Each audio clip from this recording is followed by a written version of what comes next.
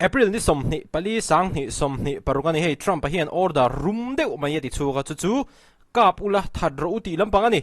pui khop mai he thili kan reaction mai yanin he kan en ho lokang St Anthony's Higher Secondary School chuan kum sang ni somni paruka tanga sang ni somni pasari academic sessionatan class 11 arts admission kan hongle ta kan zirlai te talent phau chuanan co-curricular activities strong school sport field trip picnic excursion teachers day le adang te ro pui taka man pui thinan ni experienced teacher ten pathian thune na no pangan zirtirna le an kai hoina skula hian admission rontivero le St. Anthony's Higher Secondary School Class 11 Arts Admission tunai ti thea hey phone number an ron tala na hianin in lo han bia anga admission in lo han ti ve theu don ani tin he class 10 result te ron suaka result du om tak nei te le khami an nei an chung te khami kha ini Hmar YouTube family te chuan in kan lompui tak zet chewani ti kha ngai channel kal tang hianin le ka subscriber te io in lompui na karon hlan chewani And returning to Operation Epic Fury, where President Trump has issued a shoot and kill order writing on shoot and kill KAP ULA thadro di Trump hian in order ron pe chuaklet mai ni pui rem khop mai amaro chu hi makkatilem lawa chan chu Trump ani miawa Trump chuan in order hi kan rin lo lutuk lama ron pele thut mai zela he chu amak po ka tilem lo ke ma tak chuan on Truth Social, quote, "I have ordered the United States Navy to shoot and kill any boat that is putting mines in the waters." I have ordered the United States Navy to order kape long po ni se tu long po ni se Strait of Hormuz mines hemi hei puak thei thil kan tiang chi khamo khatiang lo da thin reng long kha chu long po tu ram long po ni se KAP ULA thadro KAP dar vek ro tin Trump hian in order aron pe mi mai ani there is to be no hesitation KAP du angem khatianga in ngai tu boi kha ngai lo reng khatiang tila in mu kha chuanin in KAP anga in that tur ani ti hi Trump order ani turu hi chu rorum khop mai of the Strait of Hormuz. There is to be no hesitation. Additionally, our minesweepers are clearing the strait right now. Talk like any news pakhat karon omani chuchunge kan ti choni Iran lampangina Strait of Hormuz mines khatiang bom an lo kamruk kha engzat nge an kama khoya nge an kama tuna hianin enge adin munti te pokha an threto lowani ti news report te kha omani chang chiat thakha kaloti ang rang khop me kha mi news ka ngai khak tir phei kha chuan tuna hianin Trump hian hetiang hianin ron post le an mine sweepers om je ber chu khatiang bom an lo kamru ka te khang zong chhuaka enge him taka longdangina anwa anbul naya anvakala apu alo na tura khatianga lo thir fi him tu mine sweepers kan ti ang chi te khamo ka tuna hianin ngor takin nan thok me ka Strait of Hormuz khatiang bom an lo kam zong kha ti bo vek turin tuna hianin man la me kan ti in Trump an soyane I'm hereby ordering that activity to continue, but at a tripled up level. Tuna hianin he mine sweepers te hi an na te hi chun zom zel turin order ka pe ya ti chuan tuna an tho ayale thuma chak jok le rang jok te pon yang chu khatianga na sa jok khanin tuna hianin thok turin ka be se ya thu ka pe ani heti ni heta apoi mo ber chu Trump hianin shoot and kill ti hi hi khovela ram shoi tu dang te hianin hetiang order hi an pengam ve kherangem ti te pokhari ro chon oma Trump hi chon rom pele pop maya United States ro po a president zirin hetiang ang order pengam lo te pokha anom ve in rinoma amaro chu Trump pu hi chu Trump pu ya ni miwa ama hi akomon lo va shima tin athil ti turate athu soi turate eng order nge pe kanga eng executive order nge assignangem lowangem heti zong hin ron tile thutangem tire renga mi na ama hi an nga event ron ani tu na po hen hei KAP ULA thadro tin order ron chhuale pop mai ne. And the Pentagon posting a new video of U.S. troops seizing another ship carrying Iranian oil. Hey United States Pentagon te chuan in an ron post le ani eng mon post kan ti chuan hey Iran long ani he Iran long hianin Iran oil alo phura chu United States Navy te chuan in an man le ani karinan chuan in United States Marines thote khanin he long hi an valon chilanga ti chuan in khami long captain te pokha khang teng te pokha an vamananga ti chuan in long hi United States thu hnuaya an dale arin no mani soitong han tu hangeni United States hian in military blockade lo tling tak an kal pui me ka an che chak rem thin khop mai Video of U.S. troops seizing another ship carrying Iranian oil. National security and military analyst and international relations expert Rebecca Grant. ka ti reng khamo helicopter kha luk de wa in lo en kha chuanin helicopter atang khanin sipai kha an wai thale ni khami longa khan turu thin khop mai soi tong khanin hetiang hi ramdangin an tingam ve angem ti kha kha zo na ania United States hi chu technology te le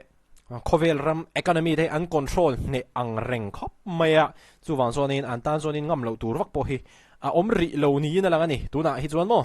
Grant joins me now. Rebecca, thanks for coming on to talk about this with us this morning. First, I just want your reaction to this shoot and kill order. Tuna hianin henu hi tunge Rebecca ti amonia ang kom don ani henu hianin shoot and kill Trump order pe kha anga idana ron soi ve don ani pon ni se hetiang news chena an kom enge an interview pak chin ang chi hoi chu mi poi mo tak ani don ti kha shit angai ne. Oh, lethal force is absolutely appropriate. And notice that President Trump really focused on any attempt by Iran's fast boats to put mines out in the strait. Right now, Henung ay dana hi chuanin Trump na order pek hi a support khop maya hetianga lethal force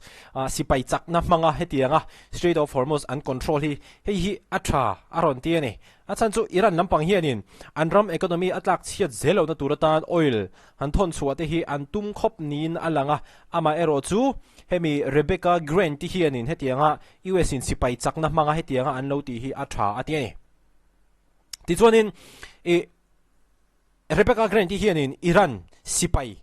IRGC Navy te hi pirates anga chethin anga apom je chu pirates chu kan sherthewa tuipuya tuifin te an sang mani tian mi swasam tiang chi sa hijack ti ang renga te khamo khang ang ti thina nga khanin Rebecca he analyst hianin IRGC Iran sipai te hi apua tuna hianin United States na hetiang local kong poimo tak an control an thun hun hi poimo atia tha ati pui hle ti chuanin Trump na hetianga Strait of Hormuz andang beta hi hengteng te po hi nakina anta na man ro tangkai taktur entinan Irana pressure han pek na sat le zual na atan te le pressure a pek shek nuwa pressure han ti zia om na atan khami man ru atang khan atangkai don mani ti in Rebecca hianin aron soya zonin heta hianin Iran in a shadow fleet ani kan ti ang chi ho hi hengte hi US hianin aron target chata khovel hun sanga Iran hianin long enge shadow fleet kan ti hei dan kala international law kala khatianga lo operate ang chi kha omnuala hei United States lampang hianin tiang hianin anjong chuaka an man chuak zela hengteng te po hi atha aron ti ati chuanin thil pakhat poimo le de wa chu tu na hianin heng thil United States ina ati hi China tan chuanin message poimo lutukani US ina hetianga Iran laka athil ti hi United States kan la chung nung berri ti in China ho hi chuanin an lo ngai thei don ani ti in henu hianin asoi ani because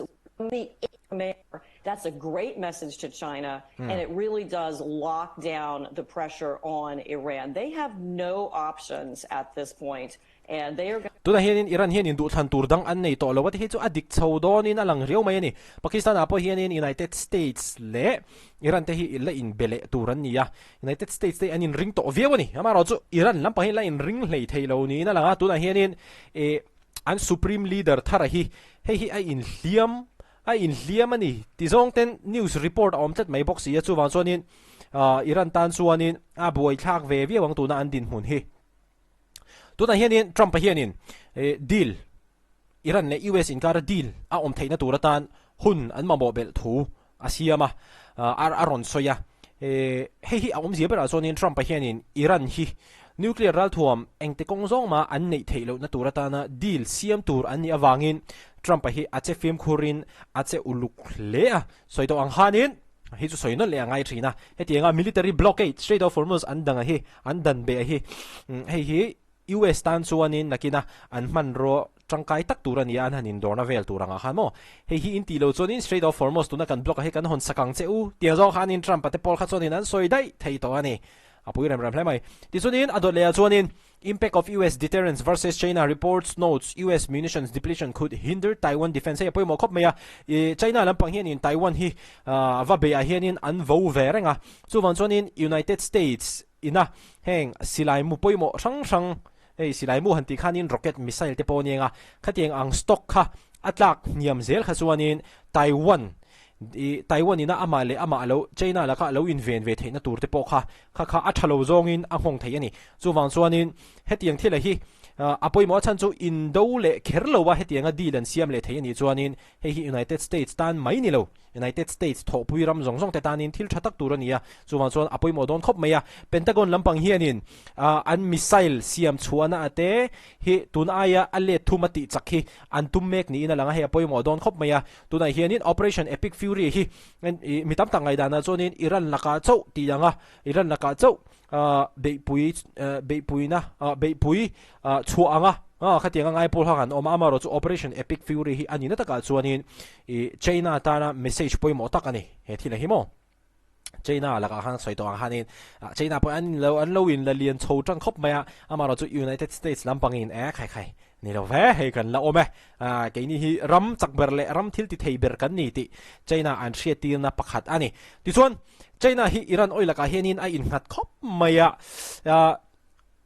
China ina oil alak lu zong za somli hi Strait of Hormuz kaltanga alak lu ania chuwan chon tuna US ina Strait of Hormuz hetenga an block mak hi China tan chonin apoi don a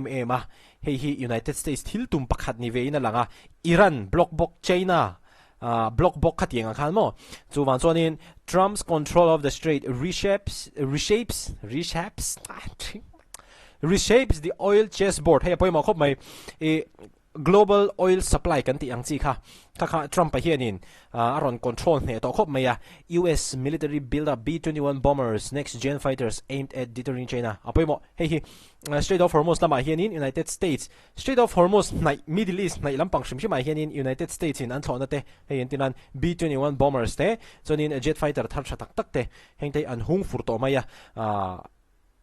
kha atha ani soitong han Middle East le China te chuin nai mani chuwan choni United States te helama an ronin burbun de chotpo hi Iran wang chawani lawa China laka thuneina anlan tir zel theina turatan he apoimo chodon company ti kha tun trum atana kan react thei chu nia he video tanga kan take away thei poimo ber chu Trump hian in order rorum de umaya pe a chungen ti chuanin